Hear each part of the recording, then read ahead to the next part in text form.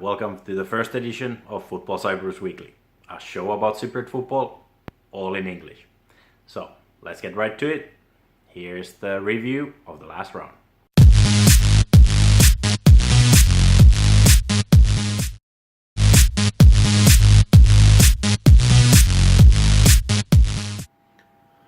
Apollon came to this match as the big favorite. The Europa League team had won their last 11 home games in a row in Cyprus and are chasing for the title. But it was the visitors unorthodoxes who got first blood after just 1 minute. Apollon goalkeeper Bruno Valle could not hold to the ball from an initial shot by Rayos, and Michal Duris was first to the ball and scored from a tight angle. After huge pressure from Apollon, where they hit their first post, things got worse on the 33rd minute when a perfect cross from Englesu found Duris in front of the goal for 0-2. Anorthosis had won only one match prior this season, and they were now headed for their first win against Apollon in Limassol since April 2015. Apollon though came back right after the break with Maglica scoring on the 48th minute for his second goal of the season. They continued to push on and found the woodwork several times, but could not find the equalizing goal. The win might not have been deserved for the Famagusta team, but they will take it, as this can now restart their so far poor season. Apollon, they will continue their season against Eintracht Frankfurt on Thursday in Nicosia.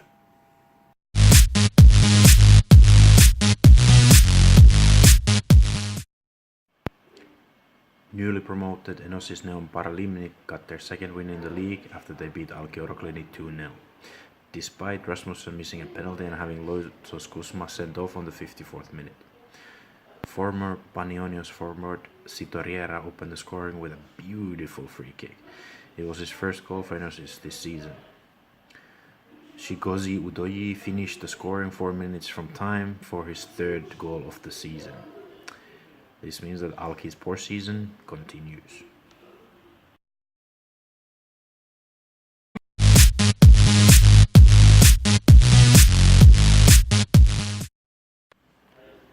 League leaders Isle continued their fine form by defeating AEK at their own AEK Arena 0-1. AEK goalkeeper Tonio made an error which allowed Isle top scorer Jurado to score his sixth goal of the season. Isle has now faced Anorthosis, Apoel and AEK all away from home and gotten 7 points. Last season they only got 6 points from all their away games against other top 6 opposition. Next they will face their city rivals Apollon on Sunday in the Limassol Derby.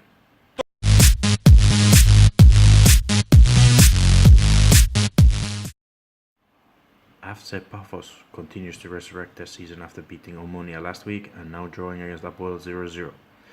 Apoel was the better team in the day, but they just could not find the net. They are now 5 points behind leaders IL.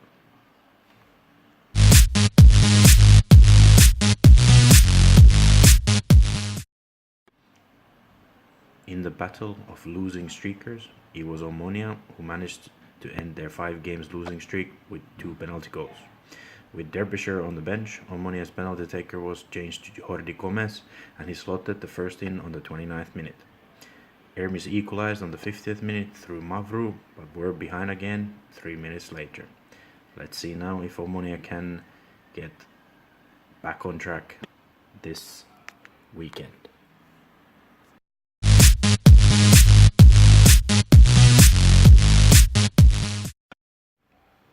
In the only game on Monday, Nea Salimena got the 1-0 win against Doxa when the former Duisburg striker Onuegbo scored on the 17th minute for his 5th goal of the season.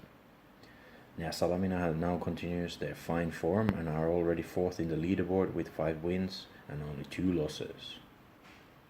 Doxa, playing again without their top scorer Berat Sadik, lose again and fail to score again. With Sadik on the pitch, they have scored 12 goals, and without him, they haven't scored none.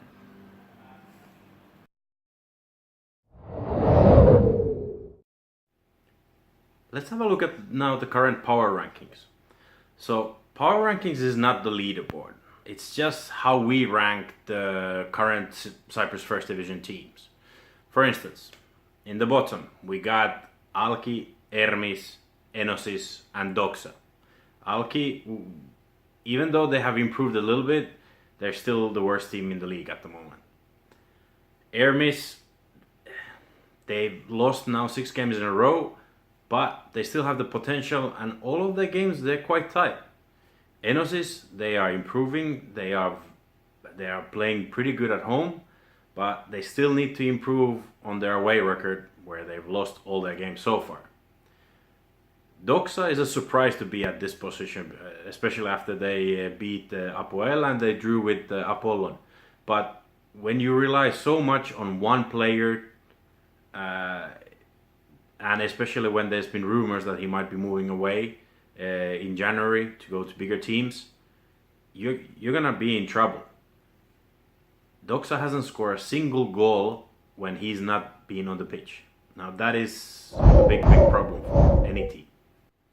The next 4 teams, they are FC Paphos, Omonia, Nea Salamina, and Anorthosis. Paphos, even though they've gotten a couple of good results and their team, it is good. They had a very unlucky start to the season, but now they're improving and they're dangerous away and at home. Omonia, they still need to impress me. The fact that they beat Hermes only by 2 goals from penalties, they're still not good enough at the moment. Nea Salamina, now they have been the surprise team of the season. They are playing really well, home and away. They're getting points from the top 6 teams, and at the end of the season, they could seriously be in the top 6. They are the best contender so far. Anorthosis, they beat Apollon away from home, which is a big achievement, but still, they were very lucky to get that win. But they have a very good team, and they just need to get the ball to the net more often, create more chances, and maybe, just maybe, they can get back on track and to challenge for the Euro Cup places. And now for the top 4. We got AEK as number 4. They, like Apollon, they play in the Europa League, and they both lost this weekend at home.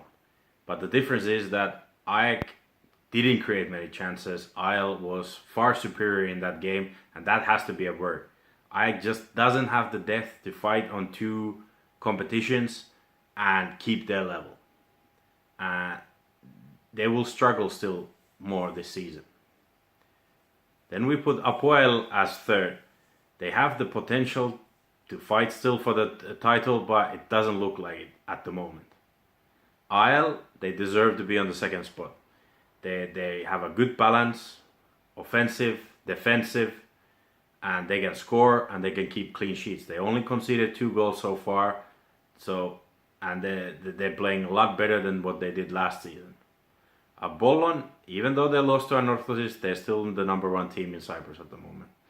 They have the depth to fight in 2 different competitions, and they are definitely the biggest favorite to win the title.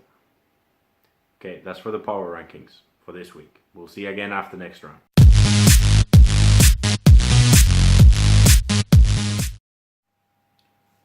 Let's look a bit of the previews for the games this weekend. On Saturday, we got Apoel hosting the newly promoted Enosis at the KCB Stadium. Apoel has been in good form under the new head coach. They kept 3 clean sheets, and with Enosis having problems away from home, scoring only 2 goals in 4 games, we will go with a home win to 0.